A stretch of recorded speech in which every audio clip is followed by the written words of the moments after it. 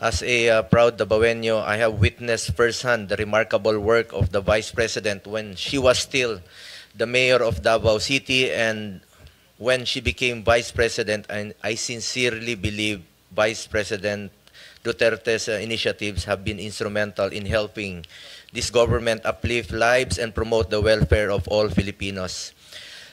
Tiwala po ako sa ating Vice Presidente at sigurado po ako na nagagamit po ang pondo ng bayan sa tama. Sa totoo lamang po, matagal po ako nagtrabaho kay former President Duterte at naabutan ko po nung siya po ay naging Vice Mayor ng Davao, si Vice President Sara.